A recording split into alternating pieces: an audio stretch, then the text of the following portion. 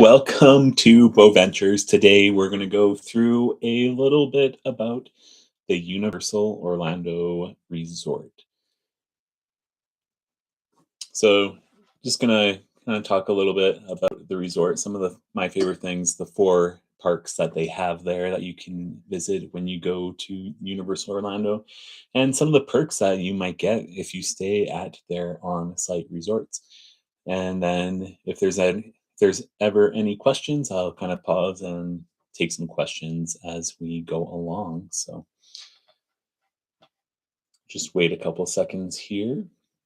Just gonna pull something up here, and then I will get into our discussion.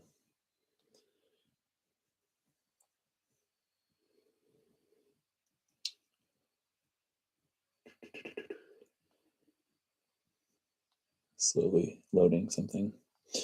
So Universal Orlando currently has four theme parks with the most. Yeah, I was just getting up here so I can see the chat. Am I on my own thing here? And the first one is the Universal Studios park that they have. The most recent park that has opened is the Universal Epic Universe. So I'm very excited to have gone there and excited to go back again very shortly. And I'll kind of start on the most recent one on some of the things that we really enjoyed there when we visited, but feel free to pop any questions in the chat if you have any. Just 1 minute here. So Universal Epic Universe is the newest park at the Universal Orlando Resort. And the thing that I really enjoy about it is you get very immersive lands that you don't really get anywhere else. So some parks you kind of get duplications of the IPs. There is one duplication at Epic Universe with the Super Nintendo World area. But you get something unique for the North American market with the Donkey Kong Country area, which has a really fun themed roller coaster that I really enjoyed. So they do have 5 immersive worlds at Universal Epic Universe. And I think as you walk through them, my favorite one is probably going to be the Isle of Berk for How to Train Your Dragon. I'm just going to pull up something, see if I can add it onto my screen here shortly.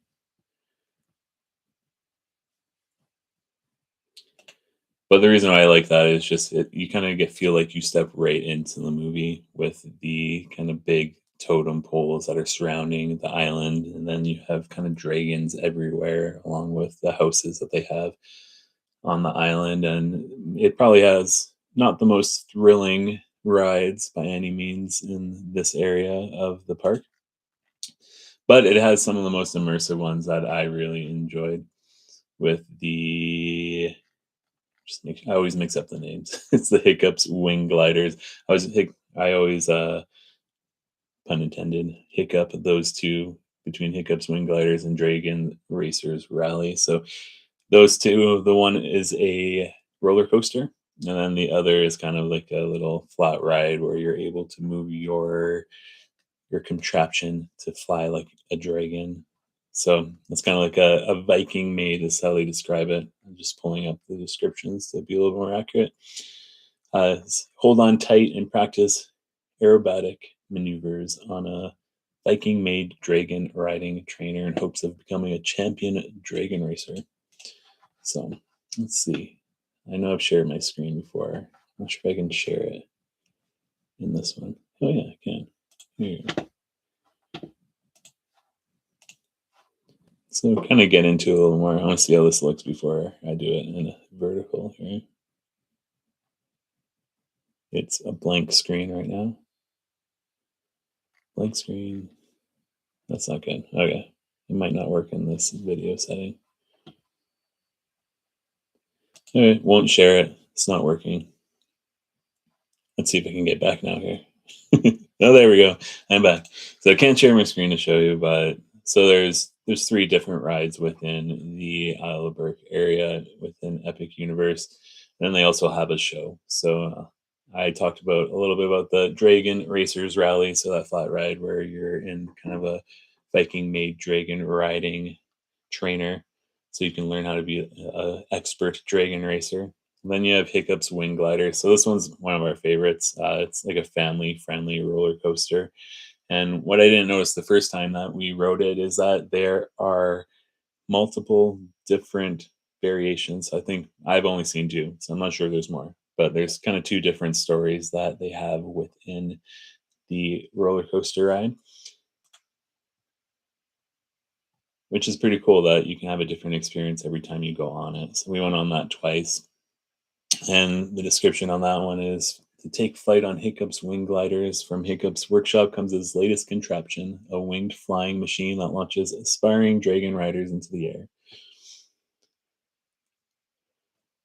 So the thing I really enjoyed about that one is you kind of get really low dips and turns that are really fast, and you get some pretty good launches. And then there's one spot, not to give any kind of any spoilers away, but there's one spot there's some dragon eggs and some commotion happens and you get a nice launch. So it's definitely a really fun, not super thrilling, but just enjoyable ride overall. And then the third one for a ride in the land is called the Fire Drill. So this one is kind of a slow moving boat ride that has two sides of the boat, and each side has water guns on it. So you're able to shoot at targets that you pass by. You're trying to hit dragons and then, or put out fires, should I say? Sorry. And the description is Rough Nut and Tough Nut have created a watery boat battle where teams of Vikings compete to outscore and outsoak each other. So you try to put out the little fires, they have little symbols, and then you can also get other riders, which we got soaked from some other people. And then one of the coolest things, and we didn't really see the whole thing, but they have a show called The Untrainable Dragon, and it has probably the coolest kind of like puppet within the land, and it is Hiccup and Toothless. So where we sat, we kind of got in a little bit late. We're like right at the front, and they kind of simulate Toothless and Hiccup flying in the sky. And the puppet doesn't show up. It shows up most of the time in the show, but sometimes there's technical difficulties, so it doesn't appear. So I'm not sure if it appeared or not in the show we went because they put a lot of fog into the theater, and we were just kind of surrounded by fog for like 5-10 minutes. So he might have been flying up there. So if you're going to the show, make sure you get there early and maybe get a spot that is a little bit further up than we were.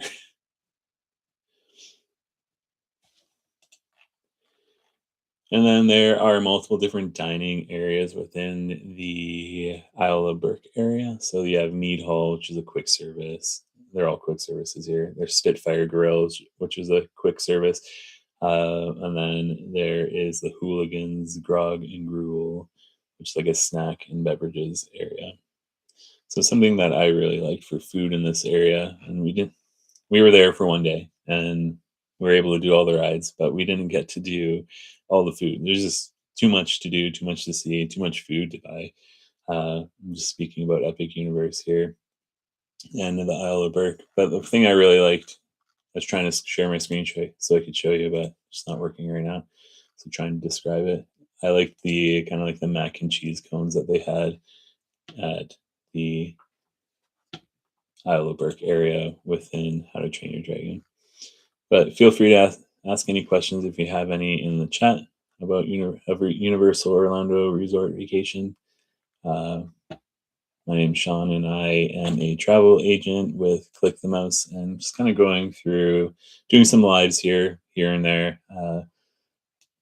doing some training with YouTube in regards to lives, and just trying to kind of show what I offer and the destinations that I offer, and trying to help people plan their vacations. So if you have any questions, feel free to put them here live or in the chat or comments if you're watching this later on in the future.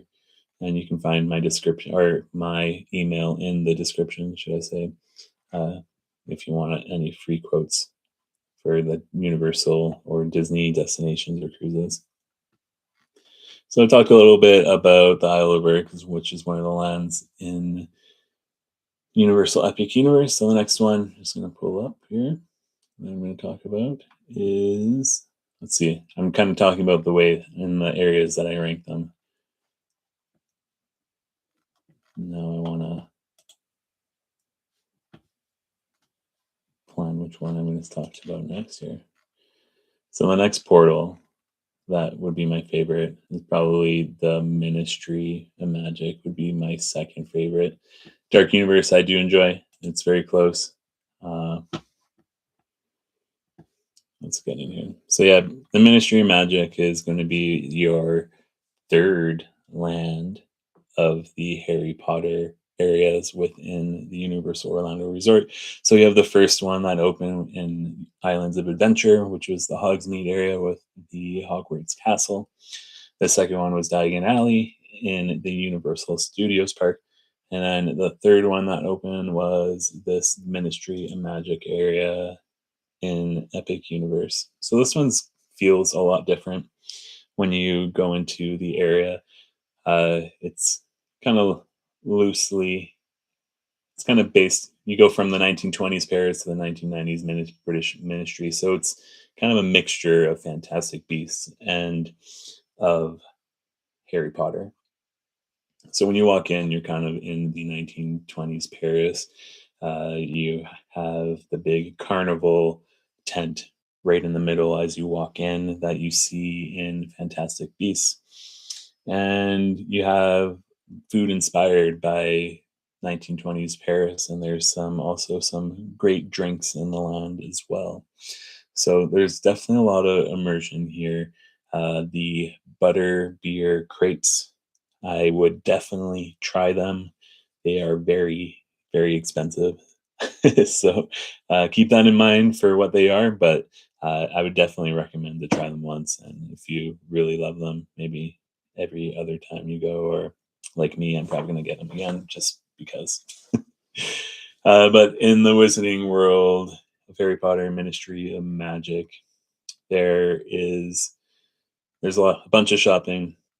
There's some wand experiences, just like you have come to know in the other Wizarding World areas. And then the big kind of showstopper here is going to be the Harry Potter and the Battle at the Ministry. So you're able to get transported by the flumes right into the Ministry of Magic, and you kind of go on an adventure through there. So the queue is kind of half of the ride, and the actual attraction itself is also really great. So I would brush up on your Fantastic Beasts movies, if you, or at least the first or second one, if you're interested in going to Epic Universe and checking out the Ministry of Magic area there. And then the last thing that was actually a real big surprise to me. So when we went to Epic Universe, we love theme parks, and I love surprises as well. So I didn't really look at anything prior to going, just because I didn't want to have any surprises when we went to Epic Universe. But the thing that I really enjoyed kind of the most is the surprising thing for me was the Le Cirque Arcanos show in the Ministry of Magic area at the Wizarding World in Epic Universe. And you come face to face with Fantastic Beasts within that show, and there's a bunch of amazing live performers, and the puppetry was definitely outstanding, and special effects. So if you are prioritizing rides and shows, I would definitely rank this show up there along with the Untrainable Dragon. We were able to do both of them, albeit not the greatest seats for Untrainable Dragon, like I mentioned. But I would definitely go to the show if you are going to Epic Universe. So don't skip shows when you go to Epic Universe. You will enjoy them as well. Something else, a little kind of tidbit about The Epic Universe Wizarding World is that they do have exclusive wands here that you won't get at the other parks as well. So if you think, hey, I already got a wand, I don't need any more, or don't even want to look at them, make sure you check it out just so you can see what exclusive wands that they have there. But you can also do all of your casting of spells around the land, and and yeah, it's a very fun interactive way to enjoy your time at Epic Universe. There's so much to do at all these areas that it's tough to fit it all in. The dining in the Ministry of Magic area, so you're kind of dining at the 1920s Wizarding Paris. So uh, you have a cafe where that has your breakfast, lunch, or dinner. I am going to butcher this, but the Cafe L'air de la Sereine. Maybe I was close. And then they have a quick service is Le Goblet Noir. Um, and then they also have a kind of a snack and beverage area where you can get some butter beer and some. I really enjoy the kind of shimmering drink that they have uh, at the Bar Moonshine. So I would definitely check that one out. It's gonna bother me now. I know it off the top of my head, but I keep getting it wrong. It's like the Floor 75 is kind of like the featured alcoholic drink, but they had another one here. Let's get the menu open. So it was the Blued Alchemy tea. So it's a cool, refreshing, or blue refresher served with a magical tea bag that transforms to a glittering purple when mixed. So you kind of get like a little snack and a drink when you're at Bar Moonshine getting the non-alcoholic Bode the Blue de Alchemy tea. So definitely check that out if you are going to the Wizarding World Ministry of Magic at Epic Universe. So I've gone through my top two favorite areas. I really do like Dark Universe because I love the food there, but I think my second or third might be the Super Nintendo World. I'm probably all over the place here in comparison to other people's favorite lands at Epic Universe. But my third favorite land at Epic Universe is going to be the Super Nintendo World. And the reasoning behind that is just the theming. If you haven't been, is just outstanding. It's like you're going through the green tubes and being transported into a video game. And I think from an attraction standpoint, there's me three different attractions in the area. You have your Mario Kart Bowser's Challenge, Minecart Madness, and then a really slow moving ride, Yoshi's Adventure. And you can also meet Luigi and Mario, and there's Princess Peach and Toad, and I think you can also see Donkey Kong as well in the Donkey Kong Country area. So the reason why it's not my number one favorite is the rides are, while they're fun, they're not my favorite. Minecart Madness is definitely going to be the top one for me. So when we went there, we went for early entry, and the first place that we went to during early entry was the Super Nintendo World area, and the ride that was open was the Mario Kart Bowser's Challenge. They also have Yoshi's Adventure open as well, but I wouldn't go on Yoshi's Adventure until a little bit later in the day. The wait time definitely goes down drastically at night, and it's pretty cool in the evening with all the lights that they have on there. So I would definitely do that one a little bit later. The first one that we went on was the Mario Kart Bowser's Challenge, like I mentioned.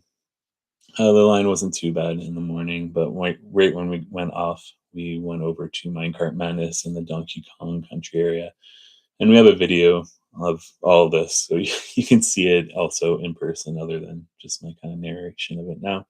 So make sure to check that out in our on our channel. But we went over to Minecart Madness after that. It was down at the time, but you could still go in line during the delay if you'd like.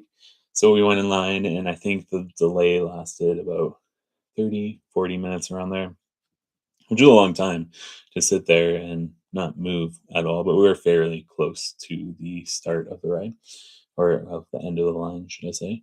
And yeah, that saved us a bunch of time getting in there and not having to wait in the hour and a half plus line at the Minecart Madness. So if there's a delay, they're letting people line up. It could take a while still, 30-40 minutes, but it still might be less than having to wait in the full line as well. And then in the Mario Kart area, sorry, Super Nintendo World area, my screen was kind of freezing on me. They do have a dining area as well. They have a Toadstool Cafe. So it's kind of like a little quick service area, and they have Mario themed food, which is great. And then in the Donkey Kong area, our Donkey Kong Country area, they have a snacks and beverage place called the Bubbly Barrel, where you can get kind of these cool Donkey Kong themed like cups, like the DK barrels, if you remember if you played that game before in the past. And they also have Yoshi's Snack Island and a Turbo Boost Treats. So there's a lot of different food areas within the Super Nintendo world as well. And the other thing, like you have the interactive wands for the Wizarding World, they have these kind of power up bands, they call them, for the Super Nintendo World area. So you're able to kind of not only be in a Nintendo game, but you can also play and be part of a Nintendo game via the app and a power band that you can wear. And they have themed across all your favorite characters within the Nintendo games, or the main ones at least, that you'll see within the land. And you can go around doing activities and using your power up band around the land to hit the little blocks, because you also can use them on the Yoshi's ride as well. So you can use it to gain some points there too. So definitely a cool interactive thing that you can do within the parks there. So another tip that I would say is, if you're going to Epic Universe, thinking that you can do one day and kind of do it all, you probably can do most of the rides in one day. You won't be able to do all these interactive things on the side that kind of really make the park really unique, like the power up bands or the wands, or doing making sure you get all the shows in and trying all the food. So stuff like that is gonna be tough to do in one day. But if you have a park hopper, Epic Universe is included in park hopping as well now.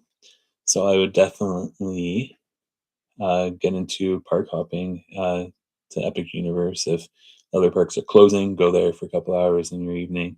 Uh, but I would try to allocate more than one day to the park if it's your first time going. Ooh, my transmitter's running low, so we'll see if you'll just go to the speaker inside the camera after. Okay, let's go into Dark Universe now. So something that I really liked about the Dark Universe is, when you enter it, it's going to be the most unique land in any theme park that I've been in, because you can feel the kind of the tone of the land uh, a lot more at night than you would during the day. But it is definitely going to be a lot of people's favorite lands at Universal Epic Universe is the Dark Universe. So they do have two different rides within this area. They have Monsters Unchained, the Frankenstein Experiment. So if you've been on the Harry Potter Forbidden Journey ride, very similar ride mechanics of being on a Kuka arm, and it moves you around a big track in the Frankenstein's kind of mansion. So it's definitely, it might be up there for the best ride there, with the huge animatronic figures and the cool kind of little jump scare areas that they have within the ride. It's definitely one of my favorite. It is a little scarier for younger kids. My 9-year-old at the time went on it with us. She was pretty good with it. We told her to close her eyes on some of them. It goes by so fast, and it's definitely a very immersive experience. Uh, the line isn't that long in it. Typically, the wait times on it aren't that long in comparison to other rides. But I would definitely recommend going on it here.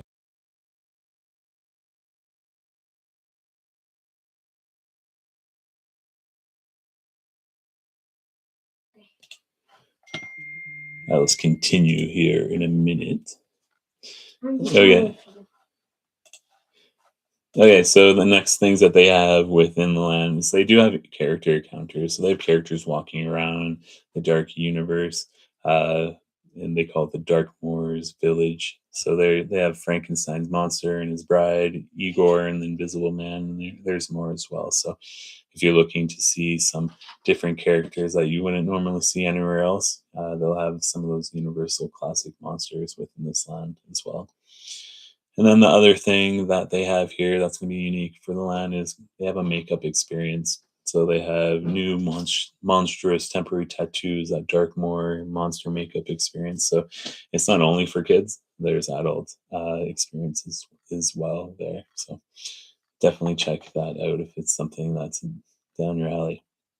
And then for dining here, so there's three different main dining areas that you can get at in Dark Universe. They have the Doss Steakhouse. We didn't go there for our time when we were there, so that's a quick service. Just going to open up the menu here. So this one, they have burgers.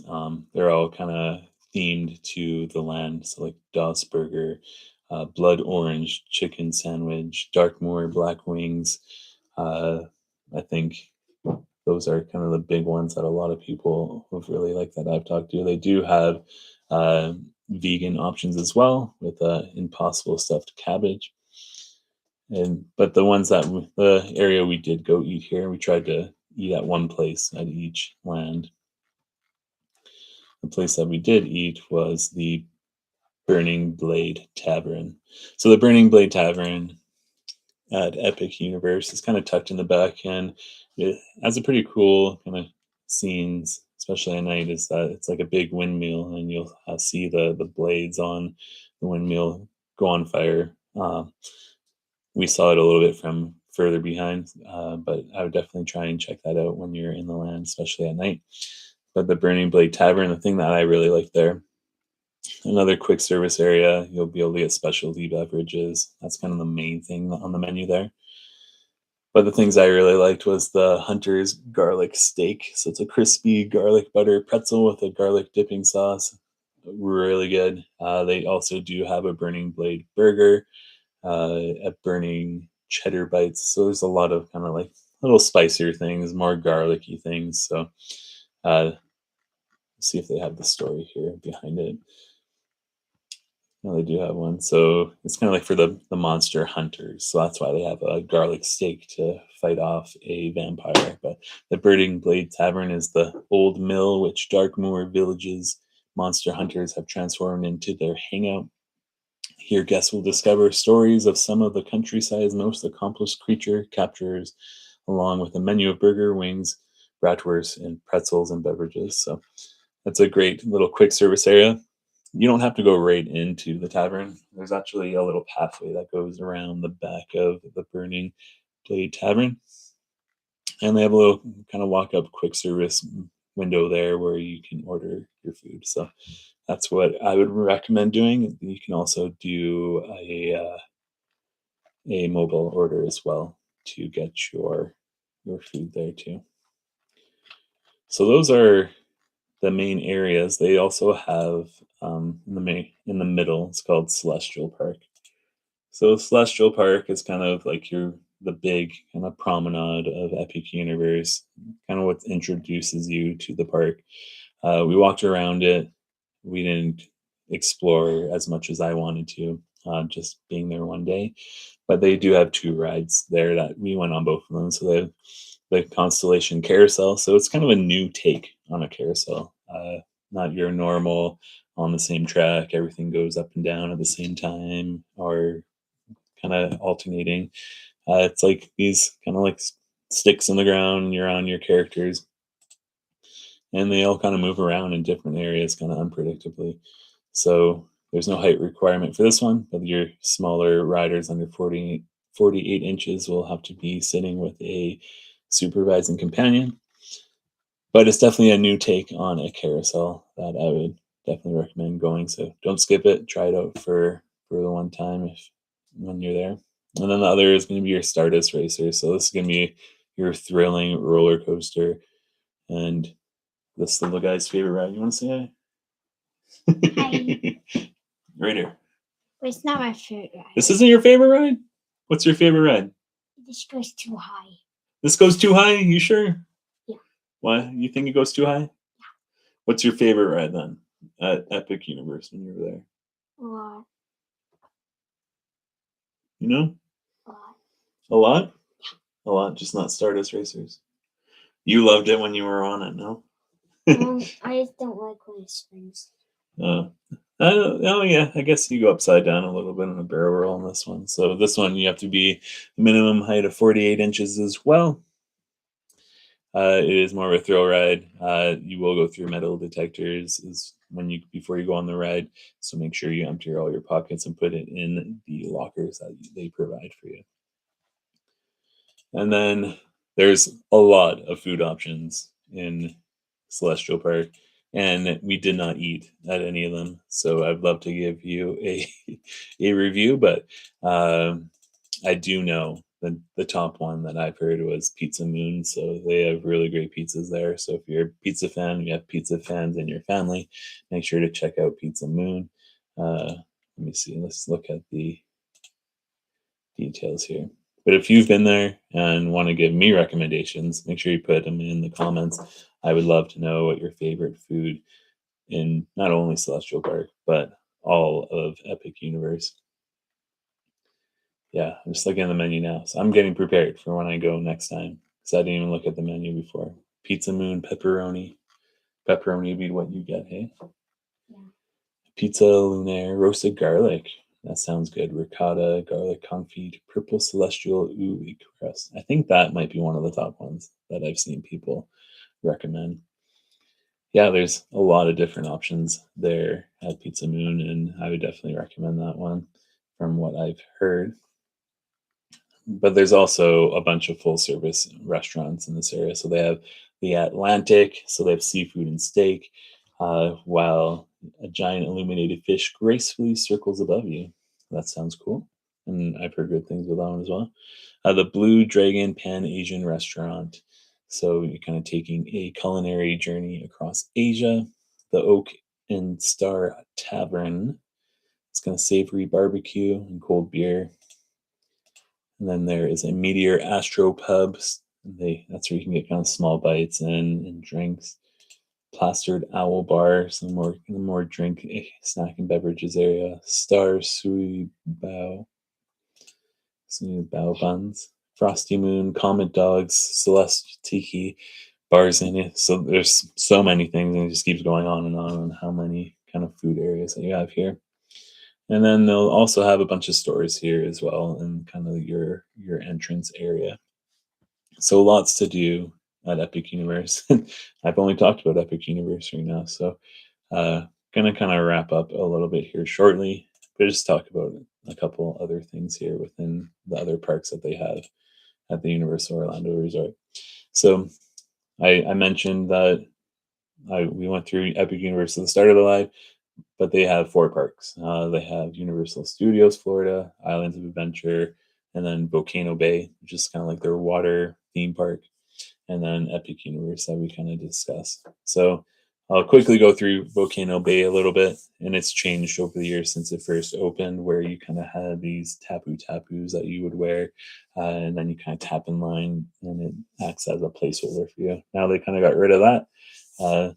And they're actually going into a big refurbishment going into at the end of October of this year, and they will be kind of revitalizing that park. So it'll be interesting what comes out of kind of the refurbishments, or if it's just a closure. I think they mentioned it was a refurbishment though. But the thing I really loved about this area is that when you walk into it, you don't feel like you're at a water park. You feel like you're actually on an island, a fictitious island, that where Volcano Bay is located, which I think is like Krakatoa, which is the volcano. But there's so many different areas within this park, and you can have a fun full day there, fun half day. You use your time there at any way you like and still have a great time. So I definitely recommend it if you're able to get the Volcano Bay options, even if it's in a slower or colder time of year, which doesn't look like they'll be open during the coldest times of the year this year. But when we went during, I think we were there in November or December, and when they were open at the time, and they do have heated pools there. So, and the lazy river is always a fun one there, and they have like a kind of a raging, thrilled uh, river that we really enjoyed doing as well. And then the star for us there is going to be the kind of Krakatoa water coaster. So there's definitely a lot of different things that you can experience at Volcano Bay at the Universal Orlando Resort. The other parks are Universal Studios Florida and Islands of Adventure. So let's start with Islands of Adventure. So that's where you have your first Wizarding World land that ever opened, which was the Wizarding World of Harry Potter Hogsmeade. So this is where you can visit Hogsmeade and kind of step right into a Harry Potter film, and also kind of experience your own adventure to Hogwarts. So you can get your own wand there in the Ollivander's wand experience. So your wand chooses you, which both of our kids have experienced that. So check out our videos. You'll see that as well on our channel. And then you also have the Hagrid's Magical Creatures Motorbike Adventure. That is probably my top 3 ride of all of Universal Orlando. So make sure you check that one out. It's open during early hours as well. So that's something that I'd recommend trying to get to early and getting on it, and then going right to Velocicoaster, which is also my top 3. Excuse me. And then, it's also home to the Jurassic Park area. They have Skull Island, Reign of Kong, which has a great ending. They have Marvel Superhero Island, which has one of the most kind of revolutionary rides in the Spider-Man ride when it opened, and it still holds a lot of value today. The port of entry is kind of where you enter into the land, into the park, and has great shopping areas and foods and treat areas. Sue's Landing will be more of your kid-inspired area within Islands of Adventure. Lost Continent is kind of going on the wayside. So if you think you know what's going to be in Lost Continent in the future, put it down in the comments. I'm excited to see how they transform that area. But also has one of the good sit-down restaurants within all the park as well. And then Toon Lagoon is kind of the last area in Islands of Adventure. It's home of the 2 water rides there. So if you're looking for some water fun, Islands of Adventure is going to be the place for you to go to with Jurassic Park and the other water rides in Toon Lagoon. Dudley Do Right's Ripsaw Falls, I believe, and they have Popeye and Bluto's Bilge Rat barges. So you'll get really wet in all those on those 2 rides. Jurassic Park, you can escape with getting kind of a splash. But the other 2, you're going to be totally soaked. So be prepared for that. Wear sandals like I did, so your feet aren't just soaked in shoes. And then the last park, so I'm kind of wrapping up the talk a little bit here. The last park here is Universal Studios Florida. So this is the one that has Diagon Alley and the Escape from Gringotts. So this is kind of the first Wizarding World experience that I had personally, was in Diagon Alley. And the thing I really enjoy about the resort is they brought kind of a unique way to do park hopping. So if you're looking to go to the resort and you're like, I just want to do 1 park a day, I only need to get a single park ticket for each park. You're going to miss kind of one of the coolest experiences, and it kind of relates to my shirt. So, which is being able to go to platform 9 3/4 and go on the Hogwarts Express and experience it for yourself.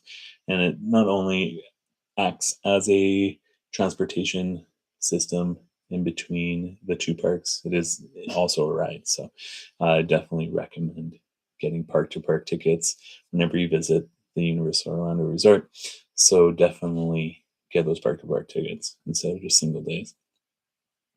Also, when you're at Universal Studios Florida, they are transforming a little bit of the park. They used to have a uh, roller coaster that's no longer there. I always get it mixed up with the one at Hollywood Studios. Rip Ride Rocket, I believe, is the one that's here. Was there. They tore it down and they announced that it's going to be the Fast and Furious roller coaster, Hollywood Drift. That's going to be coming to the Universal Hollywood. I'm assuming it's going to be same name, kind of same similar system, but different track layout. So I'm excited to see that because the one in Hollywood looks amazing. It also has a coaster in the Mummy. It's called I think it's the New York area. Yeah, in the New York area, they have the Revenge of the Mummy. So that's a really fun ride. Some great kind of slow moving ride start, and then it goes into a thrill ride. Then you have Race Through New York starring Jimmy Fallon. So if you love Jimmy Fallon jokes, you'll really enjoy this ride. And then they have Transformers, the ride 3D. So it's kind of like a sister ride to Spider Man, but very fun. So if you love Transformers, I would definitely check those out. And then let's see here. Then they also have a Hollywood area. They have Springfield. So if you're a big Simpsons fan, they will have a Springfield or Simpsons ride. So this area actually took over for Back to the Future using the same ride system. So it's a motion simulator. I've been on it once because I'm not a big motion simulator ride person without having medicine because I get motion sickness. Um, but the other ones I can kind of do with medicine. This one kind of gets me a little sick, so I avoid it. But it's definitely a fun area if you enjoy The Simpsons. And I really like the waffle chicken sandwich that they have in like their little dining area hall, they call it. Let's see what I'll give you the actual name here. I don't think maybe they don't give me an actual name, just put things to do, restaurants and dining. But you can go into Moe's Tavern and get a flaming Moe, and they have kind of all these different food areas within one building. So Krusty Burger, Cletus' Chicken Shack, the Frying Dutchman. So there's a lot of food areas as well within the Simpsons area. So I kind of covered off all of the lands here at Universal Orlando. So my biggest tips are make sure you get park to park. I didn't actually get into the actual resorts when you're staying there. But I'll talk about that in a second. Get park to park. Number one tip. Number two is stay on site. Stay at a Universal Orlando resort. Just because you're going to get some added benefits when you're staying on site, like early morning access to the parks and also free transportation. And if you're staying at one of the premier resorts, you'll also get unlimited express pass to Universal Studios Park and Islands of Adventure, not Epic Universe as of yet. And you're within close proximity to the parks when you're at a premier resort as well, which is really handy. If you're staying at any of the resorts other than the value resorts, you also can do pool hopping between all the resorts as well. So if you're staying there one day, going to or staying there for 4 or 5 days, you're going to the parks for 3 or 4 of them. Make sure to take one of the days to do pool hopping around the resorts. If you're staying at the correct resort, you can comment which ones, and I'll reply to you. Just because I don't have them off the top of my head. I think it's the only ones that you can't go pool hoppings if you're staying at the Endless Summers or like Terra Luna and the Epic Universe Value ones. But you can go to the front desk and get an amenity card, and then you'll be able to go around and check out all the pools out when you visit there. So it's a really fun way, I find, to explore the whole resort, is to check out the pools and all the resorts and what they have to offer. So that would be my second one. Third one is don't skip Volcano Bay. Volcano Bay is probably my favorite water park in Orlando. We've been to all of them there. So it's definitely my favorite themed one because it really transports you into a different area. You're not just at a water park, you're also kind of experiencing an island per se. And then another thing I didn't talk about was Universal City Walks, kind of the entrance area that you walk through before going to either Islands of Adventure or the Universal Studios Park. And they have a lot of snacks and food areas there. We really enjoy Antojitos as one call out, which is a Mexican restaurant there. The salsa is amazing. But they also have Voodoo Donuts. There's the Toothsome's Chocolate Emporium, which is kind of like a themed dining area. Uh, those are your kind of popular ones within the area. You can also do mini putt. They have a movie theater. There's different kind of there's like club atmospheres. There's an escape room. So there's a lot of things to do when you're not at the parks, when you're staying at the resort. And you'll also have stores as well. So if you're looking for something that you maybe forgot to get during your park day, you can go visit the Universal Studio store, and you can also get frozen butterbeer and regular butterbeer there. So definitely get a butterbeer. Tip number 4. Okay, I think I've exhausted a lot of my time here for the Universal Orlando Resort. If you're looking for your own next vacation, either to Universal or Disney or a cruise, Disney Cruise Line, so much fun. Check out some videos that we're gonna have out here shortly on my Disney cruise adventure, and or Royal Caribbean cruises as well. Make sure to send an email to the email in the description, and I will get back to you with a free quote on kind of the areas that you want to go to. So make sure you include how many people are wanting to go, age ranges, and time of year that you're looking to go, and we'll get you a free quote for there. So I'm really excited to have more of these lives, have interactions. So make sure to send me a message, send me a comment, subscribe to see some more live videos in the future, discussing some of the destinations that I specialize in for travel. And you can also check out our videos of us exploring these as a family. So thank you for taking your time to watch either live or in the past or in the future when this is published. So thanks for watching. And until next time, Boventure is out there. Have a good night. Bye.